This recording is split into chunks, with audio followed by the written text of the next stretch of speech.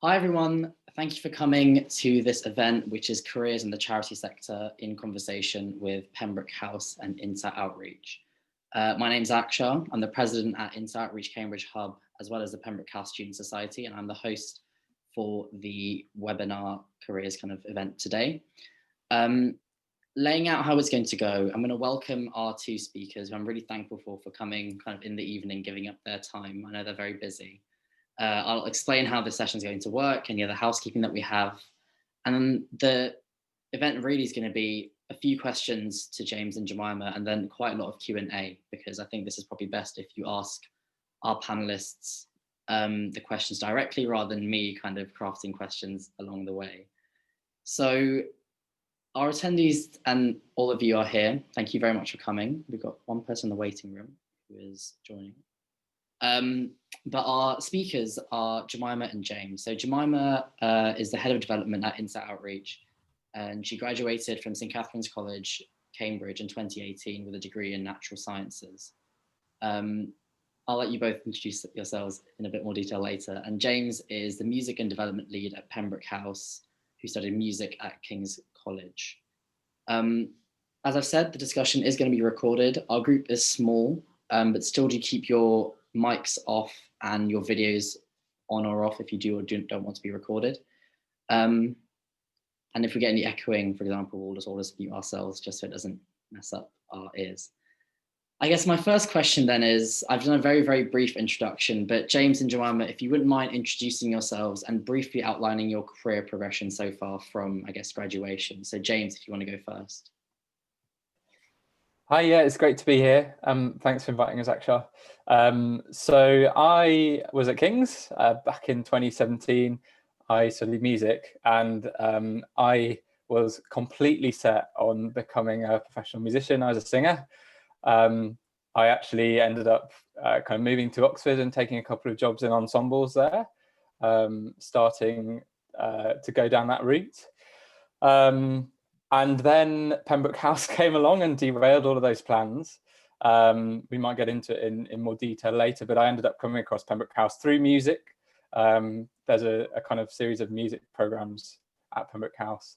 And also I found out about the link to Pembroke College as well. And there are a couple of people who have been in my year who had got involved with Pembroke House. So stumbled across Pembroke House and then joined a couple of years ago. I started working on the music programs there, and there's a music school for kids who wouldn't otherwise have access to tuition, and getting a bit of experience in all of the other multifaceted areas of charity work, just dipping my toes in. In second year, my role became a bit more focused and carried on with the music and started leading on development. And that's focusing on creating a giving program that's going to support our sustainable growth.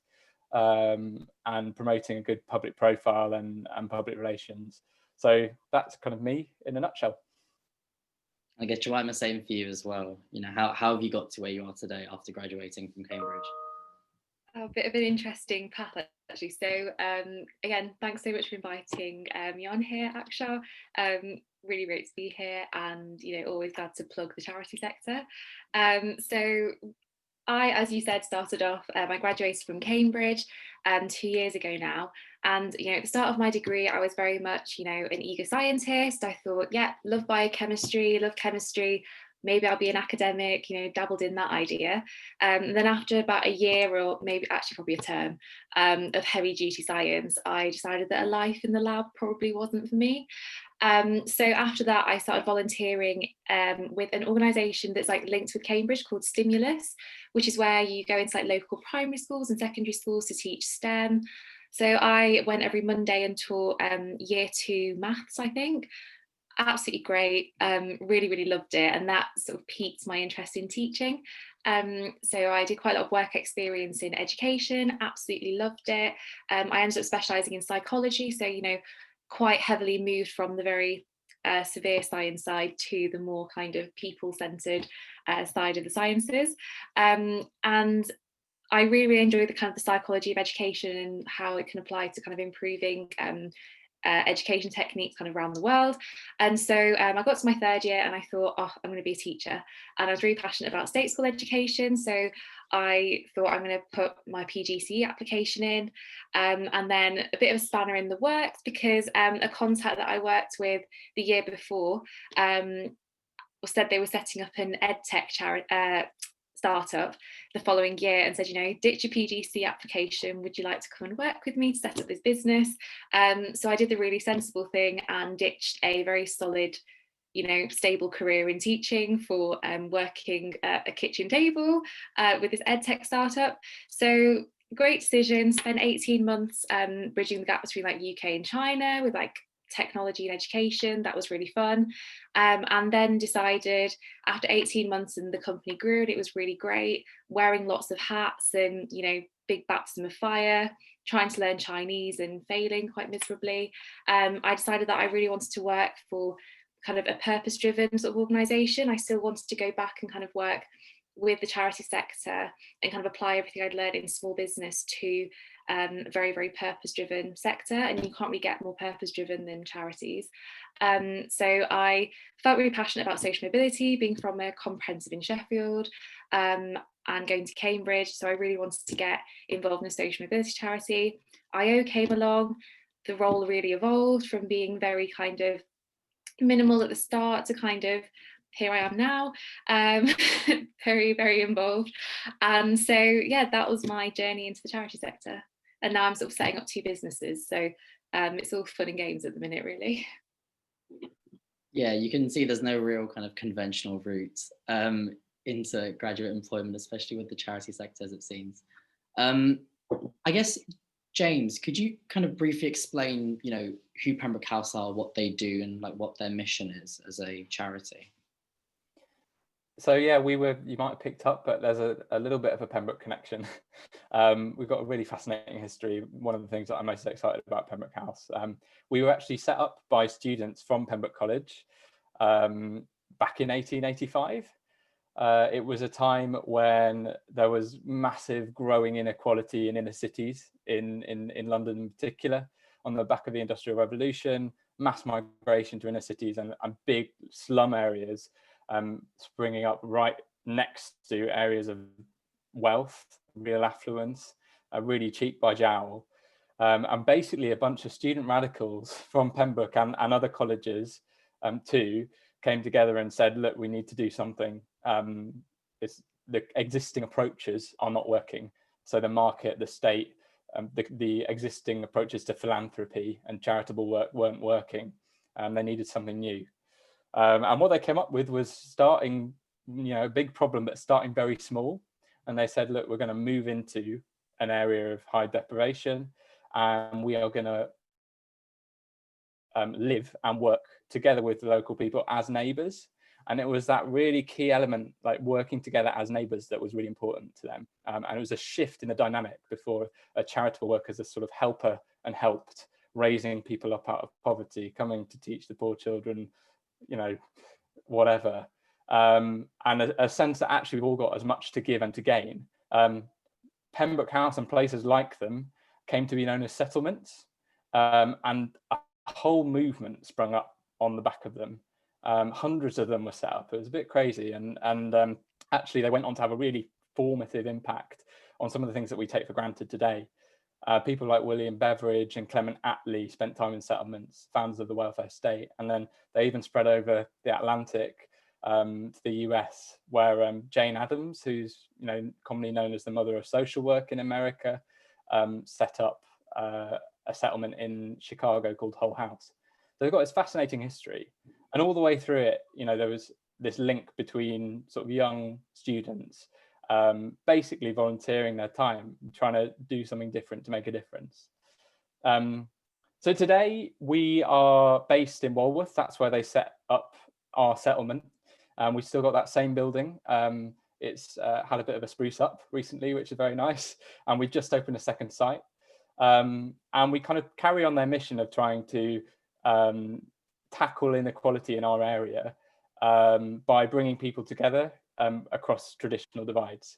And we do that with, 30 or so different activities from, as I said, I run our music programs for kids who wouldn't otherwise have access to music, to activities around food, languages, cooking, you name it. There's a community activity for it at Pembroke House. We also focus on building partnerships across the neighbourhood, because one of the things that we think, we've been in Walworth for 135 years, and there's an argument to be made that the current levels of inequality, again, are growing. We've not fixed this problem.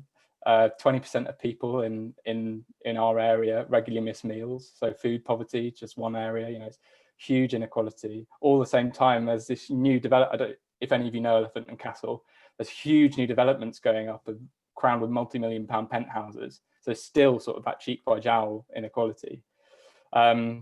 So yeah, we've got our sort of activities in our buildings, but then we do a lot of work that we call our neighbourhood work, which is trying to get those different people from across different divides to say, look, we're all in this together. Inequality affects us all, and we need to find new ways of working together, new solutions for the 21st century. So that's, hopefully that makes a little bit of sense. We do kind of a lot of different things, but hopefully that makes sense. Yeah, that's really interesting. I think also the kind of the place in the 21st century of the settlement mentality philosophy is kind of an interesting thing. I think we can discuss later maybe as well. Jemima, with Insight Outreach, quite a different charity, but potentially working with very similar people, try and tackle some of the same problems as well. What does Insight Outreach do, or I guess how is that values and its vision and mission changing recently, at least? Yeah, so I mean, you've been here much longer than I have, as mentor, mentee, and now president of the hub. But we're not 100 years old, quite like Pembroke House, but we were set up in 2018. And since then, the charity's really, really developed massively. So we were set up by the lovely co-founders, Nick and Joyce, who both went to Oxford and Cambridge. I'm not sure if that's probably the wrong way around, but they were both at these top universities, and Joyce had set up a mentoring programme from her work in Harris Academy schools in London, called the Oxbridge Mentoring Scheme, helping students from state schools get into top universities by sort of mentoring them in this very, very set frameworks. And she saw it worked and it did really, really well. And then in 2018, Nick and Joyce met, I think, and then they decided that they could use these frameworks that Joyce had been using for years, mentoring students from state schools in London during her time at the civil service, to set up a charity which helps tackle underrepresentation at first Oxford and Cambridge, but top universities more generally, because as students get into Russell groups and they decide which uni they want to go to. But essentially our social mission is to tackle underrepresentation at top universities, and not only tackle the underrepresentation there, but to help the students who go there to progress, do really, really well in their degree and to progress on into their chosen careers as well. So we really believe basically that an individual's future shouldn't reflect their background, it should reflect their talent and potential. And like James was saying earlier about the inequalities in London, geographically, across the whole country, there's this huge educational inequality between sort of the private and state sector. There's a postcode lottery, a little bit about, to what extent, you get access to top opportunities at university and in careers. And we really want to tackle that. And we really believe that everyone should have the opportunity to go and get a fantastic education. And the charity's really developed since then. So we have something called the Oxbridge Mentoring Scheme, which is our main programme, where it is what it says on the tin. We mentor really high potential students and help them get into Oxford or Cambridge and other top unis. We've also just launched something called the Social Impact Internship Scheme, because all of our students, we started in 2018, now everyone's kind of in their first and second year of uni, and we realised that we wanted to offer a little bit more to our students. So we offer this scheme to our previous OMS students so they can have a bit of a go at being in the charity sector, go to these kind of webinars and upskilling, and just really, really learn a lot about the careers sector. But lots of growth at the minute at IO, and yeah, I'm sure Akshar can tell you more if anyone wants to know a lot about that. Yeah, I mean, I was one of these interns this year. Definitely a really, really interesting experience. I guess, James, also, I've kind of been working with you as well on the side, having applied for an internship at Pembroke House as well. Could you, like, I guess, quickly explain what that would have been had there not been a pandemic, had it been a normal year? You know, what could I have been doing, I guess, at Pembroke House potentially? Yeah, I mean, I think what you ended up doing was brilliant to frame that. But yeah, normally, you know, Pembroke House has always been, you know, from the very beginning, we were about a collaboration between Pembroke students, volunteer Pembroke students, and the community right here in Walworth. So it's right at the top of our list to keep that going today. And so we've got a number of ways to get involved, and they're growing year on year. The kind of summer internships is one route, and that's every summer we offer 3, although we did 4 actually last year, so it can be flexible, but 3 sort of intensive week-long opportunities to come and work with us, be part of the team, and focus on a particular area of our work, or 2 particular areas. So in the past years, we've had interns who've come and worked on outreach, who've come and worked on fundraising, operations, everything, you name it. They've done it. Previous interns, you know, it's really like full on, and we ask sort of real responsibility. It's not making a tea. So previous interns, you know, one who worked on fundraising, wrote a fundraising application for £3,000, which ended up coming back successful in her week. Another worked on our street party, which happened on the Saturday at the end of their week, and brought together over 500 local people on the street outside Pembroke House. So do everything from a fish weighing competition to a conga all the way down the street. So, you know, they're great ways to get involved. One really exciting other way, and this is for people who are perhaps slightly more focused on testing out or exploring the charity sector as a career, is that we also offer a year-long position for someone who's just graduated. And that's a part funded by Pembroke College. So it is open only to Pembroke students. So it's a really, you know, fantastic opportunity for someone who's interested in getting a broad sweep of what the charity sector could involve, and a really full on high responsibility way of getting into it as well. We're a small team, so everyone that's involved has to take on responsibility from day one. So there are a couple of opportunities.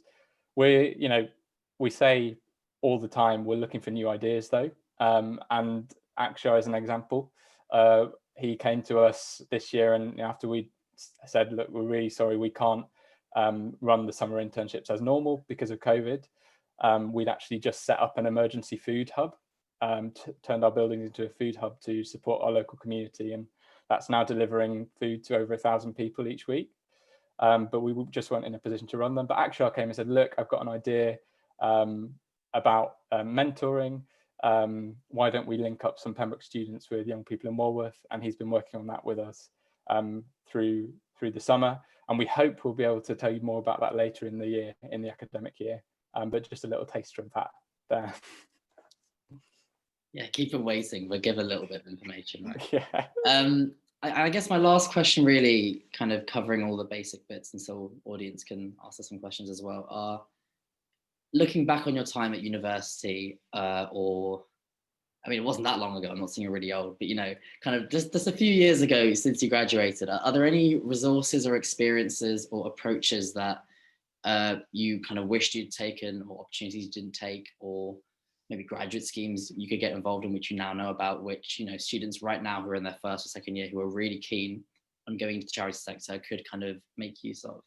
I know, Jemima, if you know of any at all, any ideas?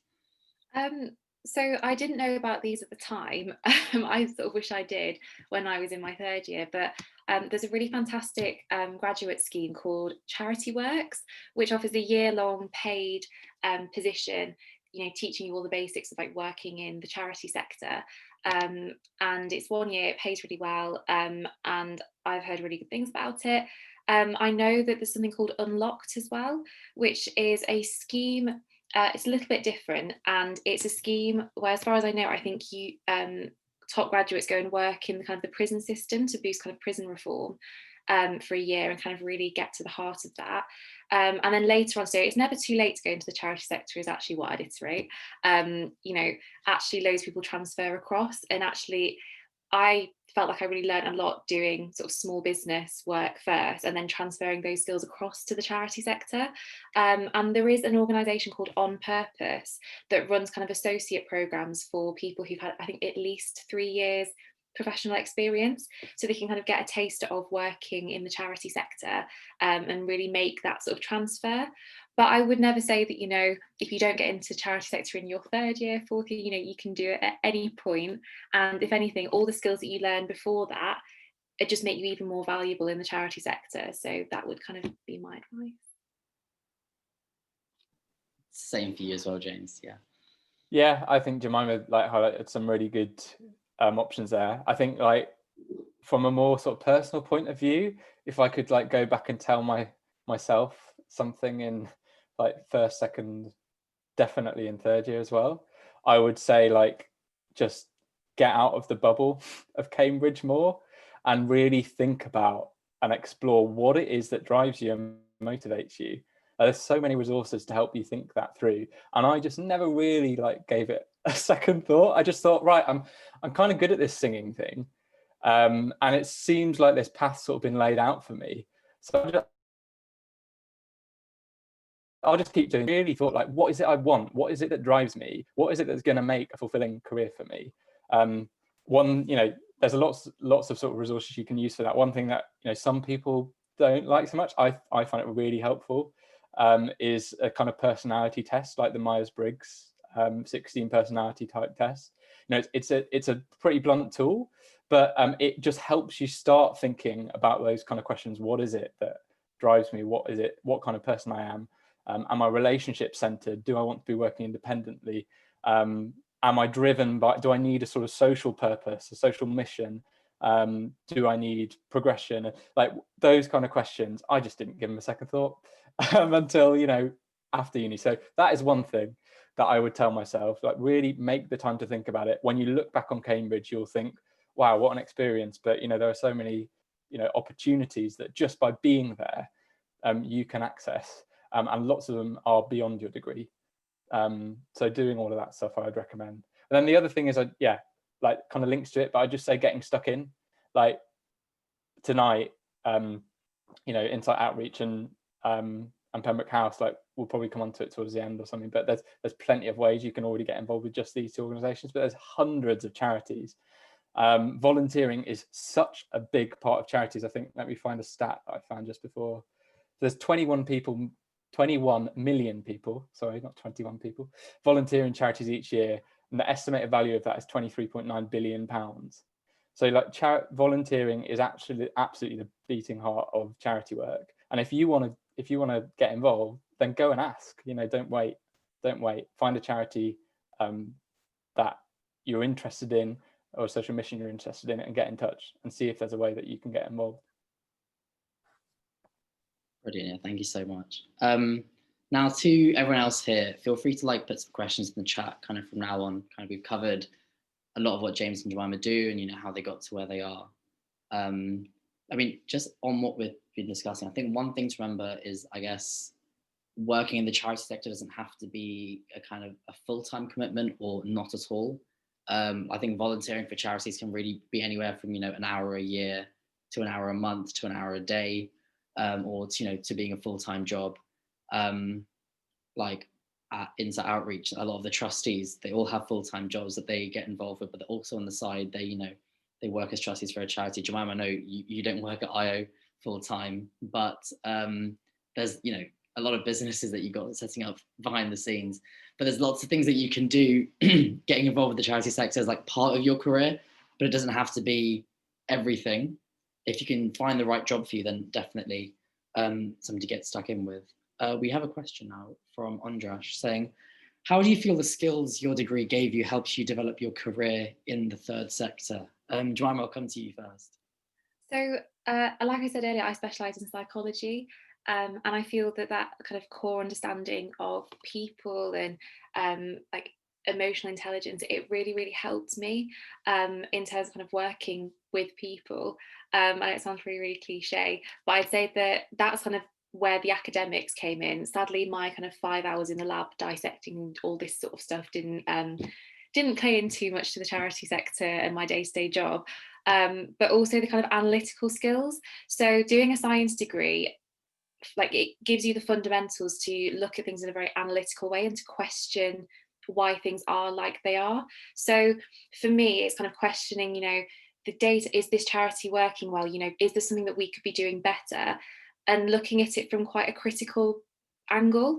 And I think that that's something that having a science background can really, really help you with in any sector, but particularly in the charity sector, where going for a more evidence-based approach is what's leading to more successful charities. And as charities now, it's a really hard climate for charities, which is why we're seeing so many more sort of social enterprise setting up, because the dependence on funding is really, really tricky and it can be quite unreliable.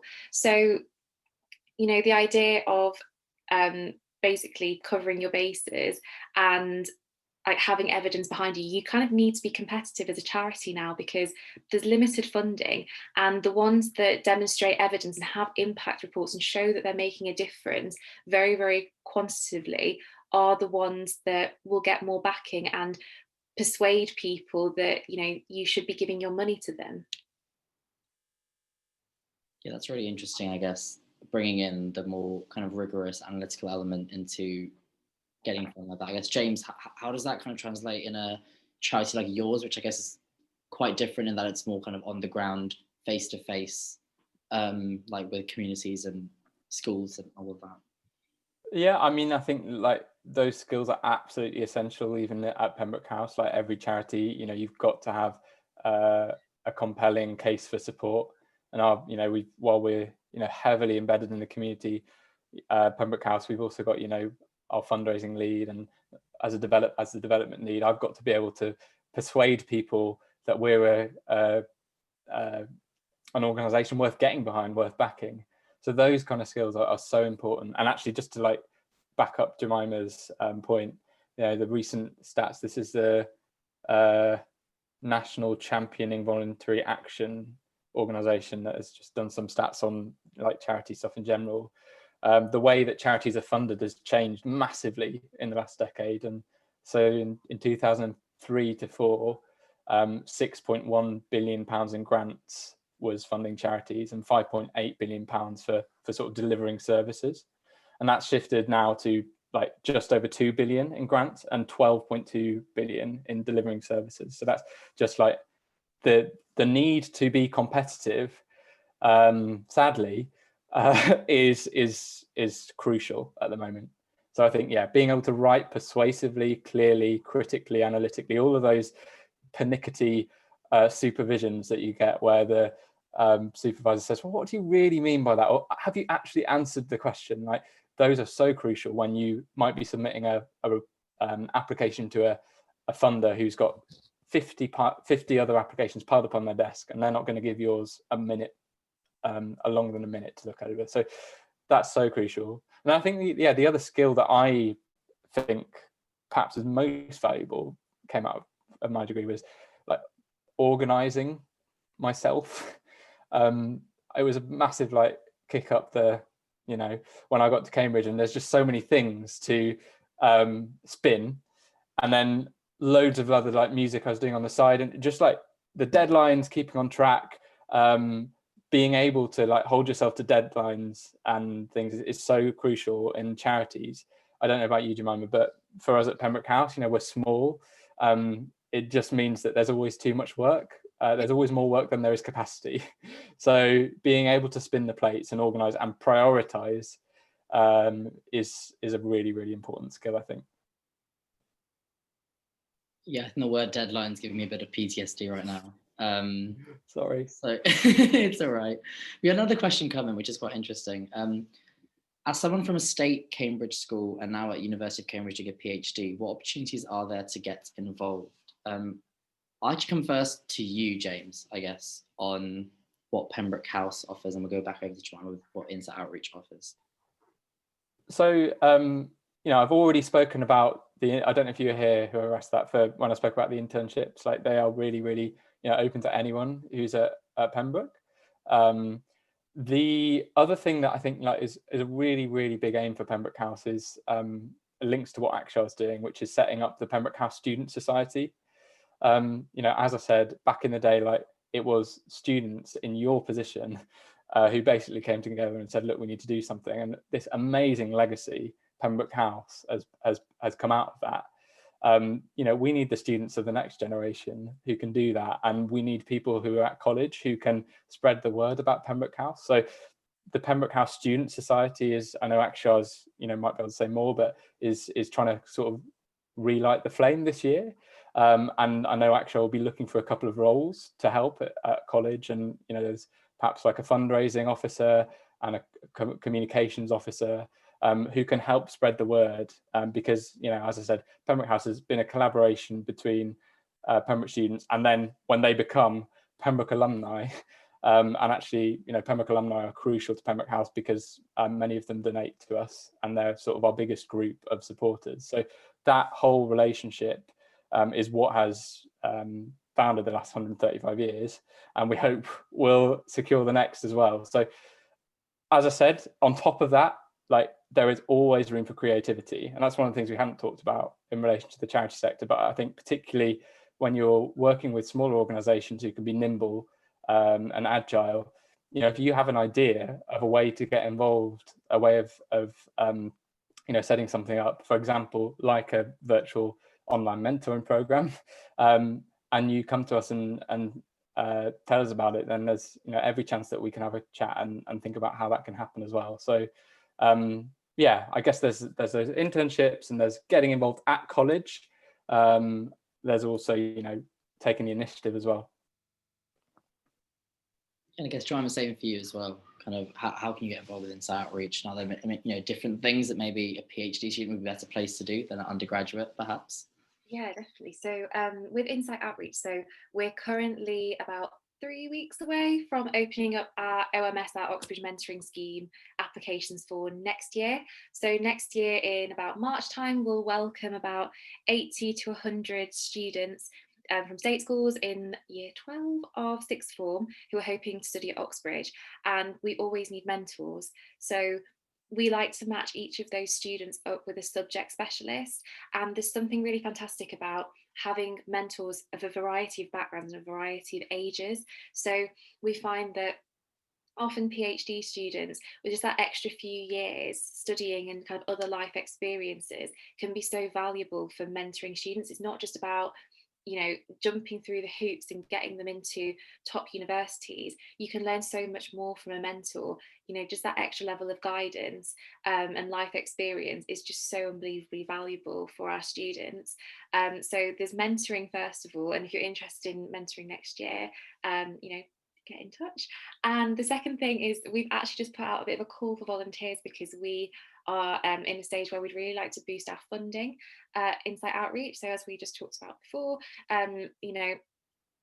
charities can't exist on bread alone. I don't think that's the right quote, but basically we need to raise some money, and we would really like people who have experience in writing, just articulate people who really feel passionate about our cause to help us write grants. It takes quite a long time, and it's one of those things that we could really do with expertise on. So if that's something that you'd like to get involved in, if you're from a state school background anyway, I think that level of passion of having felt like you're from an underrepresented background, who knows how I felt, you can really, that passion really translates in applications. So that's kind of how you could get involved with Insight Outreach. But I really want to reiterate what James just said, which is about kind of taking initiative and carving out your own role. So I feel like if you approach one of the big consulting firms and hi, I'd really like to carve out my own role, I think I could do this for you, you're probably not going to get that far. But the amazing thing about the charity sector, which I think really drew me in, is the ability to carve out your own role in the charity. Charities are always going to be low on resources, and when people come in who are really, really enthusiastic and decide, oh, I can see this gap in the charity that I can fill, just suggest it. You know, most of the time you'll probably get a yes, or you'll recalibrate the role. And I think I probably can't speak on behalf of large charities, you know, these big organizations, but there's so many small, medium-sized charities in the UK, and these organizations, you know, they need skills, they need people. And I think if you've got something that they don't have, or you know, they don't know what they don't have, and you can show them and you can provide that for them, it can be a really great way for you to fill a gap on your CV that you really want to fill, to learn something new, and to get something back as well. You know, when you volunteer for charities, you know, a lot of it is about kind of like feeling that positivity and that you're really contributing, but being able to kind of boost your own sort of CV and then, you know, get that back as well is really amazing. And I think that that two-way street in the charity sector is something that's evolving far more now. So yeah, really agree with James on that point. Just on that, to add to that, like there's so much more scope, I feel now, like on the back of COVID, with all this remote sort of working, you know, like we've now got a bunch of remote volunteers who are supporting our work. So I feel like the creativity of what you can do now is even higher, because you can, you know, do it from your bedroom. And as Jemima said, you know, like charities, the funders for charities want to fund the exciting bits, the bits that have the real social impact. They want to fund a program, the operation costs for a program of mentoring. They don't necessarily want to fund so much like, you know, a marketing exercise to try and help sell the charity more, or the actual fundraising work itself. So, you know, there are all those areas of charities that if you have a passion, if you have an area that you're even interested in and you want to speak to a charity about and say, look, I'm really interested in X, yeah, would just second that. Like carving out your own role is a great thing for your CV, but can also be so rewarding and exciting. Yeah, no, I definitely agree. I mean, with carving out my own role, I think I've done enough of that with Pembroke House and its outreach. And even on that, if you're interested in Pembroke House, either with the Student Society or with the mentoring scheme, which, you know, all fingers and toes crossed, will start next summer, or with Insight Outreach or signing up as a mentor, just, you know, get in touch with me or with James or Jemima. I mean, you get in touch with me, I'm probably the easiest one to find. My emails kind of being thrown about everywhere lately. But like, you know, drop a message. And I think the important thing is it's very much what you want to do. It's not kind of, you're not applying to, you know, Clifford Chance and they have their one training contract and they have 4 a year and they have like 90 places. It's like it's a set machine. It's people are interested in what you have to say. If it's interesting, if it's creative, if it can change their charity, they don't really have a reason to say no. They can be a lot more flexible, I think, than, you know, multinational firms with thousands of employees. We have one more question as well, which is, do you feel that initially working outside the charity sector puts you as an applicant or someone wanting to work in the sector in a better position when working in or applying to the sector? So yeah, I mean, Jemima, do you think you pick up anything, a different way of thinking or kind of a different attitude, which then translates into your work? Yeah, absolutely. I really am glad that I worked in a startup first, because you get to wear so many different hats and it is a bit of a baptism of fire. But you just get to try so many different things out. And that's really, really great. And I think working in business first is really good, because you do have to mind the bottom line. Essentially, you are thinking about the profit, you are thinking about the viability of the business going forward. And I think there's this misconception with charities that there is this kind of like a bottomless pit, like, oh, the donations will come, and a lot of charities now are failing, and that's really, really sad. And I think that charities are starting to have to compete, like we said earlier, for that limited source of funding. And we're also seeing lots of so new model of like, you know, not compromising profit for purpose, you know, this kind of combining the two. So I think that having a business mindset when you go into charities is really beneficial, because you think of charities in a much more lean way. You're trying to minimize costs. You know, Akshar will know this. Whenever there's something going on, you just set the budget to 0 and see how it goes from there.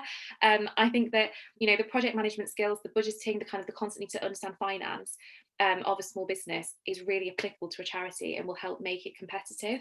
So I think that was really good. The other thing I would say is that, you know, charities don't have this huge pot like you might see in kind of PwC, Slaughter and May, this huge pot of like professional development that's just set aside for you to kind of do loads of different courses and, you know, volunteering days and this, that and the other. You don't have that in a charity. And although the flip side of that is that you get this amazing opportunity to wear lots of different hats and actually learn from doing and doing lots of different things and trying them out, I think like learning in a business or in another setting where you can have that professional development, where you can get training from other people and then transferring across to the charity sector, not only is really good for your own development, but it's really valuable to the charity as well. You become such an asset when you transfer across with these skills and with this knowledge, that you build kind of like the knowledge capital essentially of the charity. So it's really beneficial to both, I would say. Hopefully that answers the question. Yeah, no, definitely. I guess, I mean, James, same for you. I mean, I guess you haven't worked that much outside, but I mean, do you think you've gained different perspectives from having thought about a different career and then crossed into Pembroke House? So I guess my different perspective is working in a kind of creative industry. And I think, yeah, that interestingly, I feel like that's helped me hugely as well. The kind of relational approach and being a performer is very, very important in a role where, you know, you're judged on how well you can convince people to support a cause. I think, you know, just generally speaking, that Pembroke House, like the staff team is so diverse.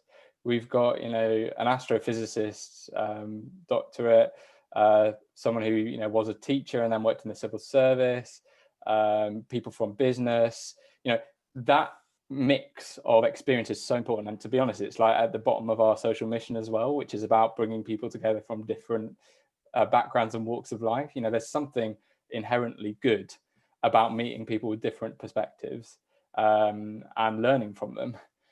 So I think, you know, in general, it's really important for charities to have a breadth of experience. And I think, you know, if you're coming from business background or if you come from a different industry, you can always play that to your advantage. And I would, you know, if I was looking to recruit someone who had a breadth of experience in a different industry, I would be thinking, you know, that's really exciting. What can they bring? What skills can they bring? So yeah, I mean, there's no, I wouldn't say you're disadvantaged at all by going and doing something else for a little bit.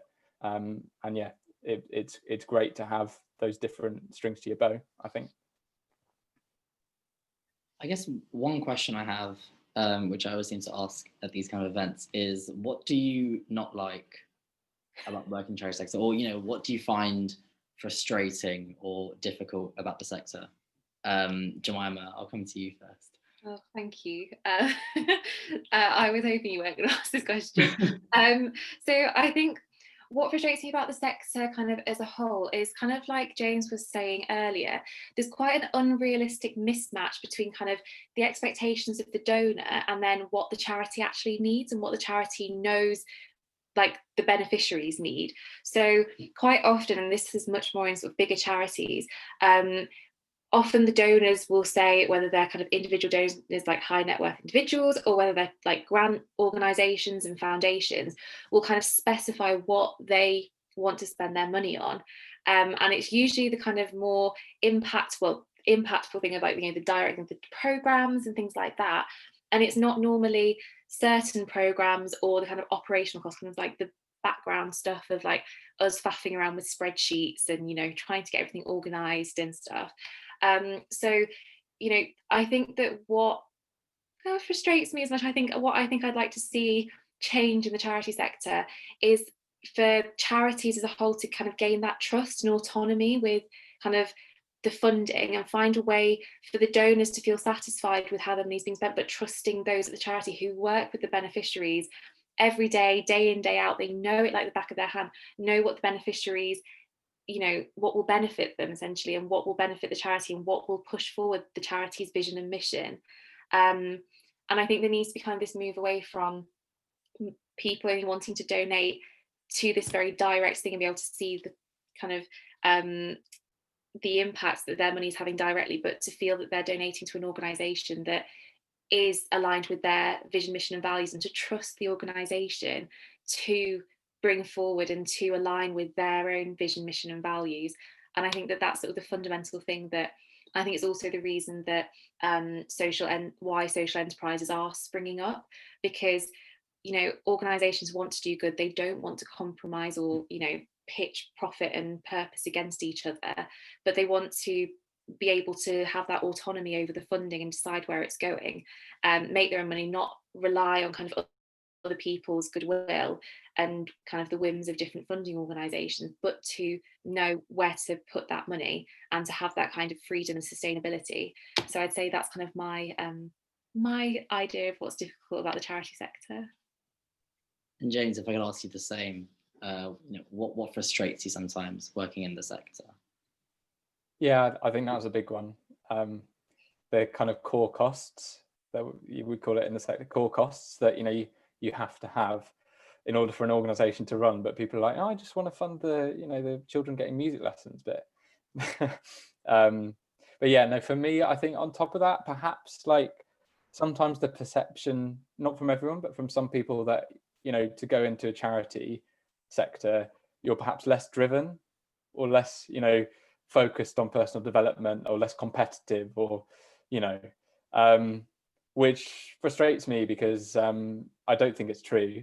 I mean, it like any sector, it depends on the organization that you're in, but I think the charity sector offers like huge scope for development, and often you can end up, as Jemima said, if you're working in the right charity, in a small charity, like having an absolute baptism of fire, and taking on huge amounts of responsibility from day one, which is hugely exciting.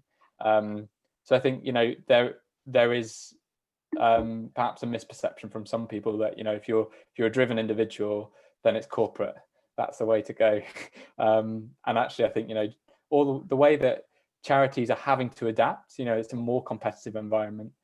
And the types of charities, I think something like 97% of charities have an income below £1 million.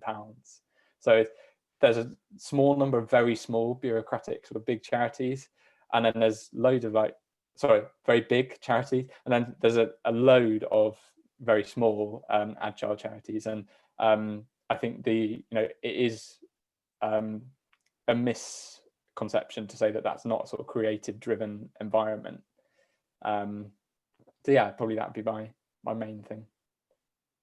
Yeah, that's definitely really interesting. I think also the kind of bombarding that you get from the big four, or from law firms, or from investment banks, kind of as a student, makes you feel like they're the only choices that you have in front of you, that it's either Morgan Stanley or it's Slaughter and May, and that's really it. Nothing else can happen.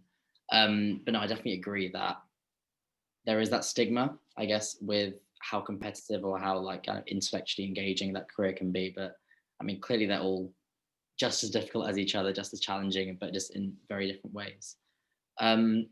Again, feel free to drop any questions in. I still have quite a few, which are on my mind at least, which I kind of want to find out more about.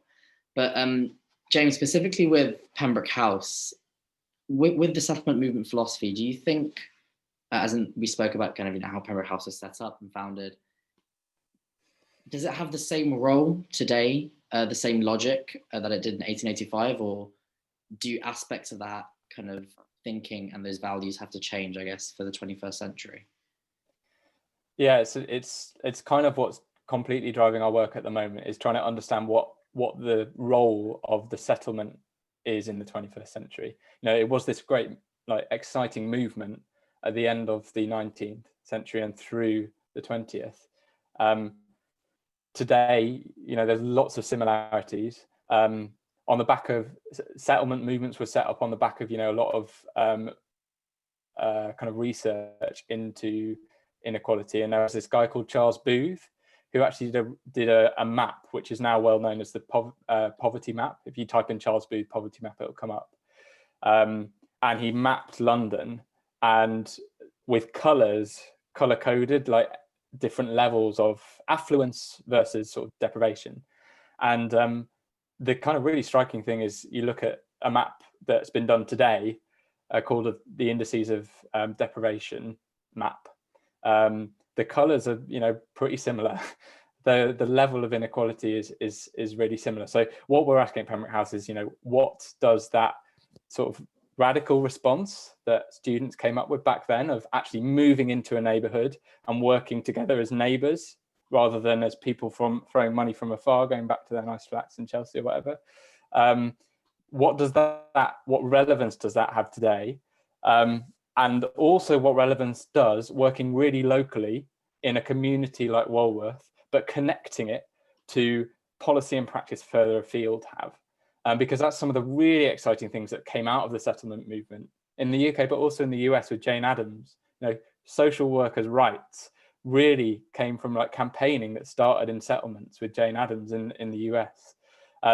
So many things like that, you know, came out of local work being connected up. And at the moment, in a country that is massively centralized, you know, what we're interested in is working on, look, how can we share some of the learning that we are doing at a local level, and how can we make this influence things further afield and actually make real change so that we can change the colors on that map? Because at the moment, you know, if we did another Charles Booth map, it would look sadly quite similar, at least in Walworth. So yeah, that's, for me, that's one of the most exciting things about being part of Pembroke House, because it's like really what we're saying is, what is the movement for the 21st century? What's our role in that? And what are the things that we can learn from the previous movement? But what are the new things that we need to adapt to and change, so that we actually leave the colours on the map in a slightly different place. Brilliant, thank you. I think that's actually a very kind of positive way to end, I think, this event on Pembroke House. Again, if you're interested in the work that either Insight Outreach or Pembroke House do, just drop either of their Facebook pages a message, drop me an email. I can kind of, on that event thread, leave James and Jemima's emails as well if you want to get in touch with them directly. Thank you for coming. I hope it was really interesting. I've certainly learned a lot, even though I've known James and Jemima for a while. I've learned so much more about them today. And for students as well, do you kind of get involved with like the kind of the student aspect as well? So the Student Society is also there for you to get involved with. We're looking for roles. I haven't fully finalized what that's going to be. It depends on how this year progresses. Same applies for the Insight Outreach Cambridge Hub as well. Like Jemima mentioned, we are boosting our kind of next set of mentees who are coming in. We need mentors for them as well. It's a great job to get involved with, and similarly with Pembroke House as well.